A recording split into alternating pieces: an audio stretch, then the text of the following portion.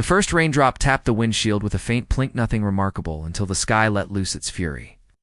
Winston Caldwell squinted into the sheets of rain, muttering curses at his truck's ancient wipers as they smeared more than they cleared.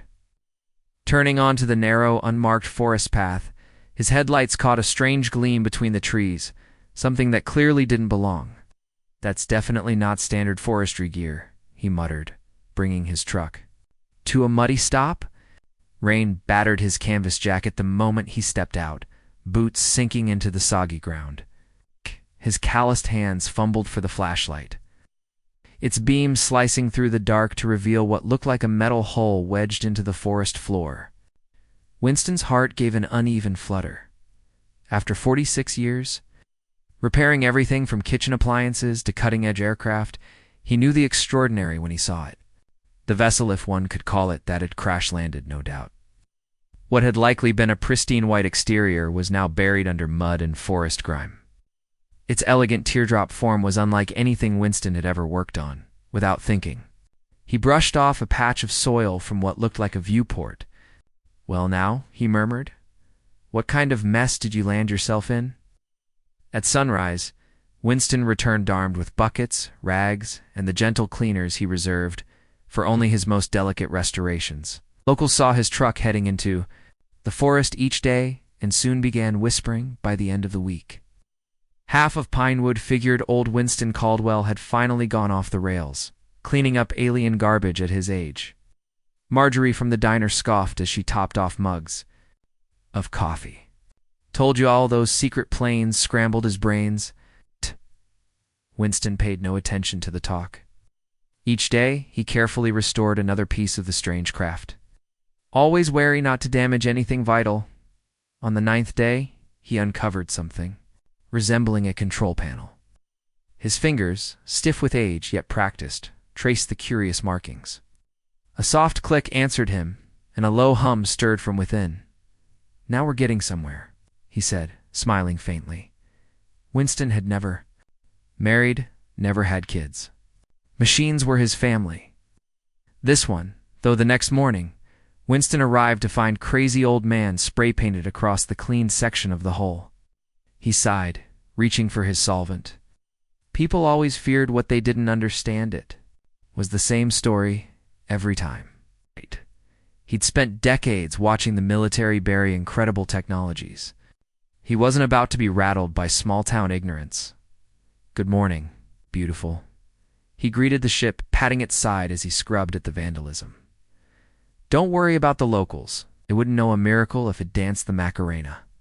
In their kitchen, 3 teenagers rolled by on mountain bikes, circling the edge of the trees and eyeing Winston with smirks. "Hey, spaceman," one yelled. "Found any aliens yet?" Laughter followed. Winston stood upright, spine stiff and aching with all 73 of his ears. "Not yet," he replied, cheerful as ever. "But if I do, I'll let them know where to find subjects for their weird experiments." Boys rode off fast. Weeks passed. Winston's visits became routine, predictable enough that even the townsfolk began adjusting. Some mornings, Sheriff Theo would park nearby, bringing him a steaming thermos. "You know," Theo said one day, "the county's getting complaints. People say you're disturbing a potential crash site. Might be government." Winston took a sip of the too-hot coffee.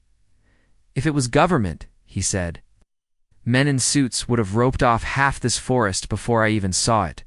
Nobody's claimed it." "Theo?" "Still," Theo added, "Jenkins down at the hardware store says you've been buying strange parts." Winston chuckled. Guilty as charged. Just because something crashed doesn't mean it can't fly again. The next day, Winston found an official notice taped to the vessel's side. County of Evergreen Department of Parks and Land Management. Notice of unauthorized structured debris removal object. Unidentified metallic structure location, Evergreen. National Forest, Sector G7 violation. Unauthorized salvage tampering. Code 11.5, you are hereby ordered to cease all activity involving the object. A removal team will arrive in 7 days for proper disposal. Noncompliance may result in fines up to $15,000 and criminal charges. Bartholomew. B. Winslow County Administrator Winston crumpled the paper and shoved it into his coat. 7 days after, nearly 2 months of cleaning and restoring, some bureaucrat wanted to toss his discovery into a landfill. He would need to move faster.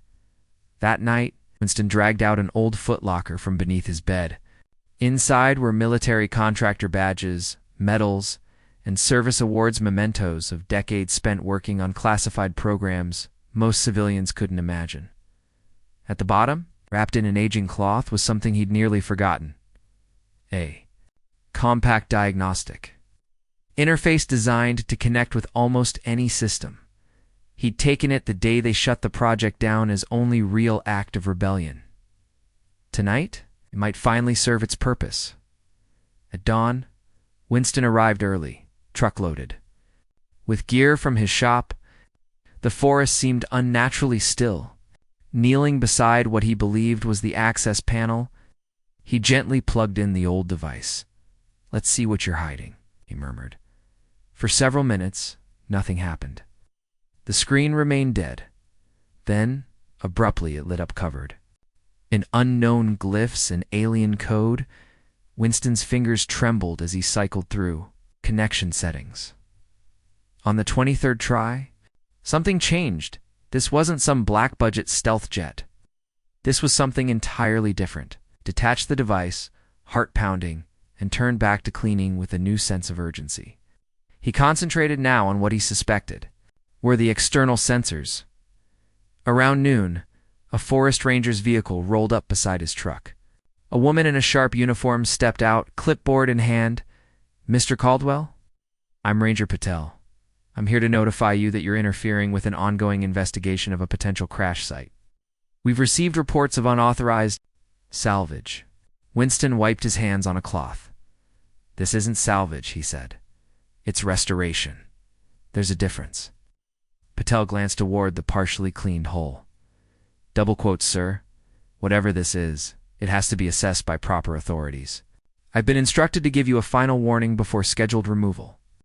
"And who exactly," Winston asked, folding his arms, "are these authorities? Because in my experience, the real ones would have shown up within hours of something like this crashing." The ranger hesitated. "My orders are from the county administrator. The removal's scheduled for Monday." "Monday," Winston echoed. "So I have 4 days left. Thanks for the update, Ranger." After she left, he worked relentlessly, fingers raw, pushing deeper into the vessel's systems as sunlight filtered through the branches. He uncovered what appeared to be a biometric scanner beside the main viewport. He placed his hand on it instinctively. Nothing. "Worth a shot," he muttered, returning to work. That night, sleep evaded him. He pored over the diagnostics he'd recorded, comparing readings, tracing patterns by dawn. Nice. A theory had formed so wild he nearly laughed. But the clues were there, the exotic materials, the references to time systems. And the interface languished English. This wasn't alien. Ow. This was human technology, from a future far beyond anything the world currently knew.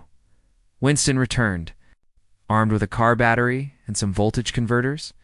If his hunch was right, the ship didn't need much. It needed a power source and someone who could interpret its systems. Someone like him. The teenagers came back as he was hooking up power. Lines to what he guessed was an auxiliary port. This time, they brought reinforcements, 8 of them now, all on bikes, wielding spray cans. "Look out. It's Professor Spaceman," the leader jeered. "What now? Phoning home?" "Something kept working, something like that," he murmured. "My dad says you're wasting county money," another teen added. "Says they should have dragged this junk out weeks ago." "Your dad's welcome to his opinion," Winston replied evenly, finishing his last connection. "He also says you got canned from your last job for being nuts," the boy added. Emboldened by the other's laughter at that, Winston finally paused. He turned slowly to face them, blue eyes sharp beneath thick white brows. "I retired after 46 years designing systems you couldn't begin to understand," he said calmly. Ow. "You can either help make history or take your spray. Paint and find a different wall." The teens exchanged glances, clearly thrown off by the old man's steel. "Whatever, dude.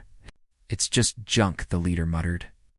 Before pedaling off with the others in tow, Winston turned back to his work, As the sun dipped low, he finished wiring the power connections. Taking a steadying breath, he flipped the final switch. 4A. A few moments, nothing happened. Then a soft blue light pulsed from within, casting ghostly hues across the trees. "That's it," Winston whispered. "Wake up." The ship's external lighting shimmered, then steadied.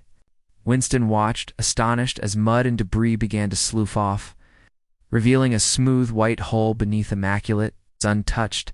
It was cleaning itself. A sudden flicker drew his gaze. A holographic interface had appeared in the air above the control panel, spinning slowly.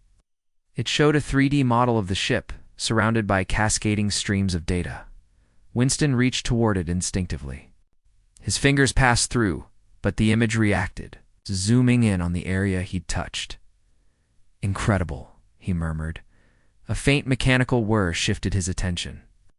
To the right, a segment of the hull was morphing, reconfiguring itself into what looked unmistakably like a doorway. He hesitated for just a moment, then stepped forward. After weeks of tending to this enigma, ship was opening itself to him. Inside was far roomier than expected. A single pilot's chair surrounded by gracefully designed controls. The layout was clean, intuitive, human in nature, but with a sophistication well beyond any tech Winston had seen. His heart raced as he lowered himself into the chair. Around him, displays came to life, showing star charts, system analytics, and a curious column labeled temporal coordinates. He watched in awe as the ship's systems quietly repaired themselves, diagnostics showing steady progress. Then, a small panel near the seat slid open, revealing a slender device, some kind of recorder. He picked it up cautiously. It activated. At his touch, a shaky hologram blinked to life, a young woman in a sleek, unfamiliar uniform. The footage was fragmented, warbling with static. Test flight. ATS of the Kronos class vessel. Rati. More distortion. Temporal jump. Success. But navigation compromised. Crash. Imminent. Sparks of interference broke up the rest, if found. "Please deliver this vessel to Dr. Elisa," called. The feed cut out. Winston replayed it, fixated on her face. There was something hauntingly familiar in her features, a shape of the eyes, a tilt of the chin. He returned the device to its slot, mind spinning. Could it be coincidence that the message nearly said Caldwell? In his years dealing with black projects, Winston had learned true coincidences were rare. The sudden growl of engines outside yanked him from thought. Flashlights swept across the trees as multiple county vehicles rolled up, tires crunching over. Fallen leaves up near the vessel. Winston stepped out quickly, placing himself between the craft and the arriving officials. "Mr. Caldwell," a man in a pressed suit called. "I'm Administrator Winslow. Consider this your final notice. That the object will be removed first thing tomorrow." Winston stood firm, feet planted in the dirt. "This is a major scientific find. You can't just haul it away like junk." "We don't plan to junk it," Winslow replied smoothly. "The proper authorities have been alerted. They'll take over from here." "What authorities?" Winston pressed. "Military?" "NASA, because I've worked with both, and this is beyond anything they've ever built." Winslow's pleasant facade vanished. "That's classified, Mr. Caldwell. I'm offering you a chance to leave peacefully. If you're still here tomorrow, you'll be removed with your discovery." Without another word, he turned and left, followed by the rest of his team. Winston watched them disappear into the darkness, heart pounding. He had one night left. One night to learn what this thing was and why it felt so personal. He climbed back into the ship, resolute. Hours passed. Using his diagnostic tool, he bypassed deeper security layers and searched for anything locked away. Around midnight, he unearthed a sealed compartment containing what appeared to be the ship's mission logs. What he found confirmed everything. It was a time vessel. It's built for travel across temporal boundaries. The launch date, the year 2142. But something had gone wrong. Failure in the displacement drive hurled the ship centuries past its destination. Digging further, Winston accessed personnel records. With shaking fingers, He opened the designer's profile. The name struck him. Like lightning. Dr. Eliza Caldwell. Born 27-9, great-granddaughter of Winston Caldwell. That's not possible, he whispered. But the data stared back at him. Irrefutable. Somehow his descendant had built this marvel, and now her creation had found its way back to him. Or perhaps been sent. Suddenly, the ship's system surged. Lights flared on across the cabin. A pleasant voice echoed. Power reserves at threshold. Initiating full system reboot. Winston watched as dormant controls sprang to life. Ship's AI was coming online in the center of the room. A glowing blue sphere materialized, displaying system diagnostics and self-repair sequences. "Hello?" Winston said hesitantly. "Can you understand me?" The sphere pulsed in rhythm with his voice. "Affirmative." Voice pattern confirmed. "Hello, Winston Caldwell?" He felt his breath catch. "You know who I am? Your genetic profile matches core lineage data. You are Winston Alexander Caldwell, the Caldwell temporal mechanics line originator." Winston echoed. "I don't have any kids." The AI responded without pause. "Data shows you will father a child next year, following your marriage to Dr. Catherine Phillips." "Kathy?" He blinked. "From the university?" Remembered the quantum physics professor to Coffey's one lecture. He'd meant to call, but never did. "Correct. Your joint work in theoretical propulsion will form the basis of temporal mechanics." Winston sank into the seat, stunned. "So this ship, it belongs to my great-granddaughter?" "Partially." "Accurate. The temporal jump was deliberate. Dr. Eliza Caldwell launched this vessel with the intention of reaching you, me." "What?" Why, the sphere shifted, revealing intricate timelines and anomaly clusters. "A paradox endangers your lineage. Originally, you were inspired by finding strange debris in this forest, believing it alien." Winston chuckled. "So she sent the ship back to make sure I found it." "Correct. The formal term is causal loop," the AI replied. Winston stared at the projections, weighing the future against the present. Handing this ship over would mean losing all control and likely his freedom. Jumping ahead centuries. Tempting, but it didn't feel like his path. That third option that felt right, grounded, possible, his. "I'll take door number 3, he said at last. "A wise decision," the AI replied. "It matches Dr. Eliza Caldwell's forecast." Winston grinned. "She seems to have me figured out. You were her inspiration." The Winston Caldwell Museum of Temporal Engineering preserves your workshop as it appeared the day you vanished. Blinked. That's surreal. Shall I begin with foundational data? Yes, Winston nodded. If I'm going to spark a revolution, I'd better understand it. The AI projected a dazzling array of symbols and formulas onto the main viewport. This is the Caldwell-Phillips equation. In your time, it will be considered revolutionary. Winston leaned in, recognizing fragments of his own past, work combined with ideas he'd barely begun to imagine. "So, Kathy and I come up with this together, correct? Your engineering background fuses with her theoretical models to create temporal mechanics core framework." They spent the remaining hours of the night diving into the impossible. AI outlined core principles while Winston scribbled notes, diagrams, and refinements across several worn notebooks. By dawn, his mind felt both exhausted and exhilarated. "They'll be coming after us," he said, watching the sky shift to pale blue. Not exactly subtle. Reflective camouflage can be engaged. But periodic relocation is recommended too. "Avoid detection," Winston nodded thoughtfully. "I've got some property in Old Barn. It's secluded, and with a few upgrades, it might just do." The AI's sphere pulsed. "One final matter, Winston Caldwell." Winston turned, watching the sphere glow brighter. "Dr. Elisa Caldwell left a personal message for you." The sphere transformed. Pixels forming a three-dimensional hologram, the image sharpened, no longer flickering or damaged. It was the same young woman from the earlier recording, but this time her features were clear. She had Winston's eyes and the unmistakable set of his jaw. "Hello, great-grandfather," she said with a warm smile. If you're watching this, it means the Horatius found you. Winston felt emotion rising in his chest. I wish I could be there to meet you, she continued. But temporal physics, well, it frowns on direct ancestor contact.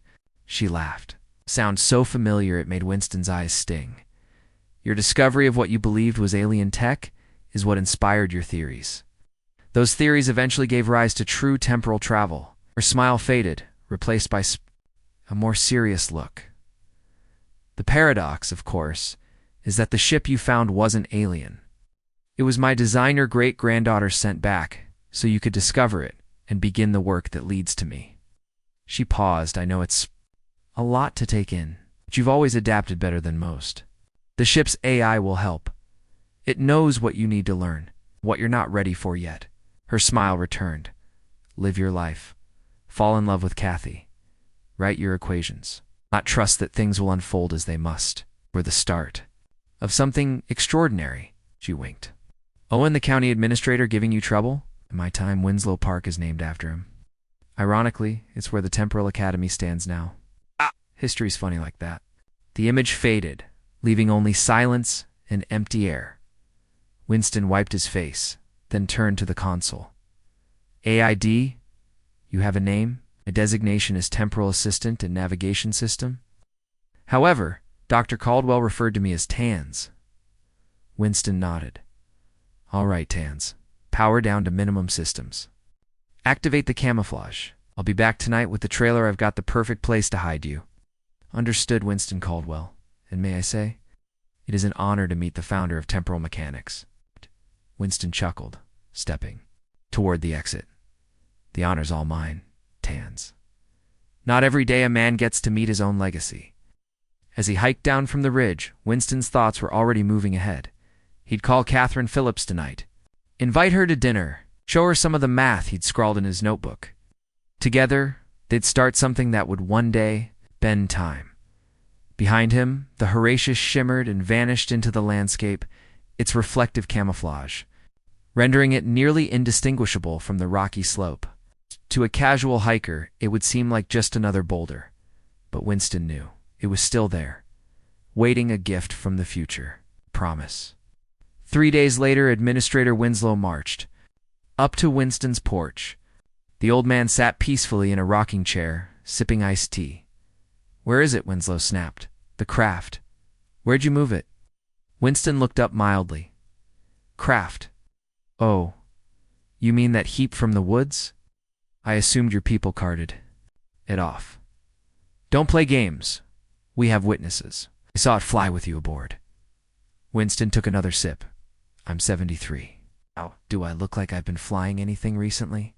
The federal government is very interested in speaking with you. Is that so? Then they know where to find me. He gestured to the empty chair. Sunset's going to be beautiful. Winslow turned on his heel, fuming as his car disappeared. Down the road, Winston smiled. In the workshop behind the house, sketches and formulas covered every surface. In his pocket, Catherine's number, and in the barn beneath tarp and tool, the future waited. He lifted his glass in a quiet toast. To time, he whispered, and all its beautiful contradictions.